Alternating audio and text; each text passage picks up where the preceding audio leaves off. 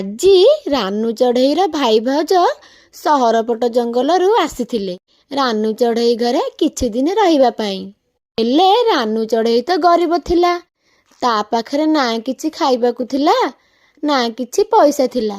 ସେ ସେଥିପାଇଁ ତା ପଡ଼ୋଶୀ ଗୋରିକାଉ ଘରକୁ ଗଲା। ଗୋରି ଦିଦି, ମୋ ଭାଇ ଭାଉଜ ମୋ ଘରେ କିଛି ଦିନ ରହିବା ପାଇଁ ଆସିଛନ୍ତି। ହେଲେ ମୋ ଘରେ କିଛି ବି ଖାଇବା ପାଇଁ ନାହିଁ କି କିଛି ବି ପଇସା ନାହିଁ। ଗୋରି ଦିଦି, ତମେ ମତେ କିଛି ପଇସା ଧାର ଦିଅ।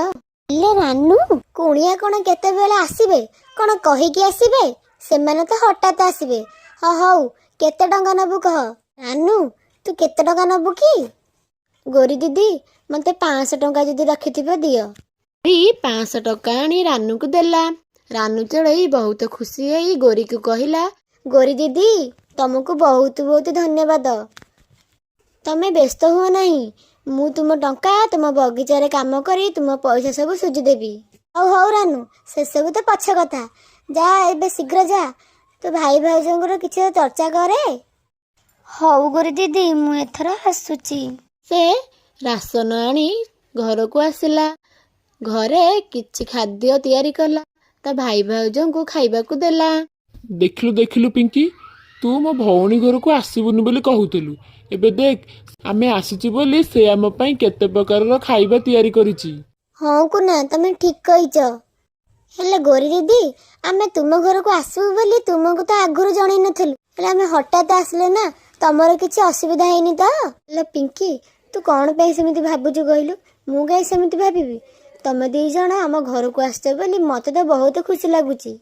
ହେଲେ ରାନୁ ଦିଦି, ଆମେ ତୁମ ଭାଇଙ୍କର ମୋର ଏବେ 10-15 ଦିନ ତୁମ ଘରେ ରହିବାକୁ ଆସିଛୁ। ତୁମର କିଛି ଅସୁବିଧା ନାହିଁ ତ? ଆରେ ଅସୁବିଧା କ'ଣ ହବ?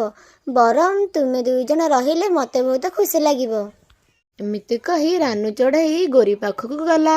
ଗୋରି ଦିଦି, ମୋ ଭାଇ ଭାଉଜ ଏବେ 15 ଦିନ ଆମ ଘରେ ରହିବେ। ହେଲେ ମୋ ପାଖରେ ତ ଘରେ କିଛି ବି ପଇସା ନାହିଁ। ମୁଁ ଏବେ କ'ଣ କରିବି? ଲାଗୁଛି ମତେ କିଛି କାମ କରିବାକୁ ପଡ଼ିବ। ହେଲେ ରାନୁ, ଏ କୁଣିଆ ତ 2-3 ଦିନ ରହିବା କଥା। ହେଲେ ତୋ ଭାଇ ଭାଉଜ ଏତେ ଦିନ ରହିବେ କ'ଣ କହୁଛନ୍ତି? ସେମାନେ କ'ଣ ଜାଣି ପାରୁନାହାନ୍ତି ନା କ'ଣ? ଆଉ ସେଥିରେ ପୁଣି ତୋର ଗୋଟେ ଝିଅ ଅଛି।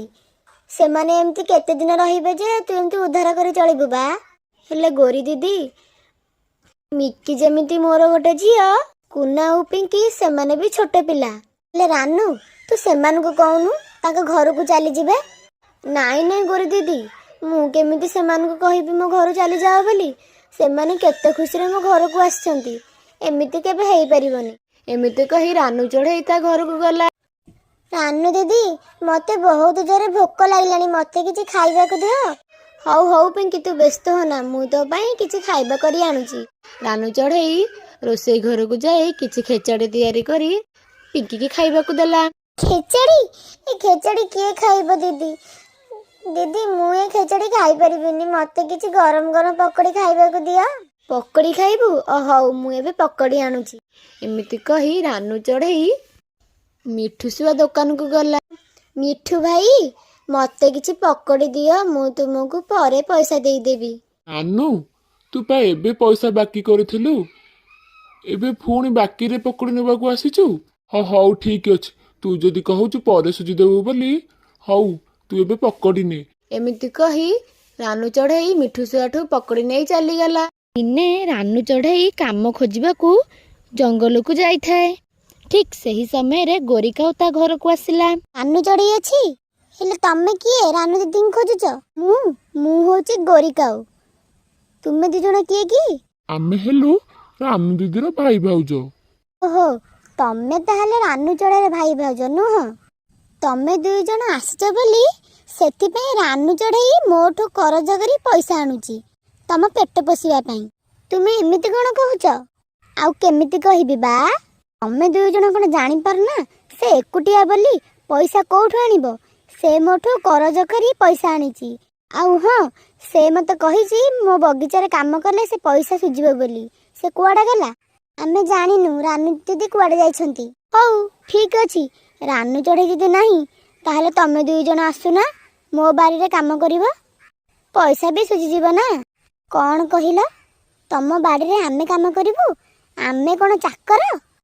ଆମେ ହେଲୁ ଏ ଘରର କୁଣିଆ। ଆମେ କ'ଣ ପାଇଁ ଯିବୁ କାମ କରିବାକୁ? ହଁ କି ତମେ 2 ଜଣ କୁଣିଆ? ଯଦି କୁଣିଆ ତାହେଲେ କୁଣିଆ ହିସାବରେ ରହୁନା। ଏତେ ଦିନ ହେଲାଣି କ'ଣ ପାଇଁ ପଡ଼ି ରହିଛ? ତମେ କିଏ ଆମକୁ କହିବାକୁ? ଆମେ ଏ ଘରେ ଯେତେ ଦିନ ରହିଲେ ବି ତମର କ'ଣ ହେଲା? ଏଇଠି ବା ମୋର କ'ଣ ହେଲା? ଆଉ ହଁ, ମୁଁ ଗୋଟେ କଥା ତମକୁ କହିଯାଉଛି, ତମେ ରାନୁ ଚଢ଼େଇରେ ଯେତେ ଦିନ ରହିବ ତମକୁ ପୋଷିବା ପାଇଁ ସେ ସେତେ କରଜ କରିବ। ଆଉ ଏମିତିରେ କହିବାକୁ ଗଲେ ସେ ସମସ୍ତଙ୍କଠୁ କରଜ କରିସାରିଲାଣି। ମୋର କ'ଣ ହେଲା? ମୁଁ ଯାଉଛି ଲୋ ମା। ଗୋରି ସେଠାରୁ ଚାଲିଗଲା। ପିଙ୍କିର କୁନାର ସେଇ କଥା ମନେ ମନେ ଭାବିବାକୁ ଲାଗିଲେ। ବୁଝିଲୁ ପିଙ୍କି, ଏ ଗୋରି ଯାହା କହିଗଲା ଠିକ କହିଲା ଲୋ। ଏତେ ଦିନ ରହିବାଟା ଠିକ ନଥିଲା। ମୁଁ ଭାବୁଛି ଆମେ 2 ଜଣ ସେ ଗୋରି କାଉ ଘରକୁ କାମ କରିବାକୁ ଯିବା। ଆଉ ରାନୁ ଦିଦିର ଯେତେ ସବୁ ଉଦ୍ଧାର ଅଛି ସବୁ ସୁଝିଦବା। ହଁ ହଁ କୁନା, ତମେ ଠିକ କହିଛ। ଆମେ କାଲିଠୁ ଏମିତି କରିବା। ସନ୍ଧ୍ୟାରେ ରାନୁ ଚଢ଼େଇ ଘରକୁ ଆସିଲା। ରାନୁ ଦିଦି, ତମେ ଆମ ପେଟ ପୋଷିବା ପାଇଁ କରଜ କରି ପଇସା ଆଣି ଆମ ପେଟ ପୋଷିଛ। ହେଲେ ଆମେ ଏକଥା ଜାଣିପାରିନଥିଲୁ। ଆମକୁ ତୁମେ କ୍ଷମା କରିଦିଅ ରାନୁ ଦିଦି। ଆରେ ଆରେ, କ୍ଷମା କରିବାର ଏଥିରେ କ'ଣ ଅଛି? ତୁମେ ତ ମୋ ନିଜ ଲୋକ ନା। ଆଉ ବାକି ରହିଲା କରଜ କଥା। କରଜ ତ ଦିନେ ନା ଦିନେ ସୁଝା ହବ। ଗୋରି କାଉ ଘରେ କାମ କରି କରଜ ସୁଝି ଦେବିନି? ତୁମମାନଙ୍କର ମନ ଦୁଃଖ କ'ଣ ପାଇଁ? ନାଇଁ ନାଇଁ ଗୋରି ଦିଦି, ଆମେ ବି ତୁମ ସହ ମିଶି ଗୋରି କାଉ ଘରେ କାମ କରିବୁ। ଆଉ ତୁମ କରଜ ସବୁ ସୁଝିବୁ। ଆଉ ଆମେ ସମସ୍ତେ ମିଳିମିଶି କାମ କରିବା। ଆମେ ସମସ୍ତେ ମିଳିମିଶି ଏକାଠି ରହିବା। ଜୟ ଜଗନ୍ନାଥ ସାଙ୍ଗମାନେ। ଯଦି ଆପଣମାନଙ୍କୁ ଏହି ଗପଟି ଭଲ ଲାଗୁଛି ତାହେଲେ ଏହି ସାଗର କାର୍ଟୁନ ଟିଭି ଓଡ଼ିଆକୁ ସବସ୍କ୍ରାଇବ୍ କରିଦିଅନ୍ତୁ, ଲାଇକ୍ କରନ୍ତୁ, ସେୟାର କରି କମେଣ୍ଟ ବକ୍ସରେ ଲେଖନ୍ତୁ ଏହି ଗପଟି କେମିତି ହେଇଛି।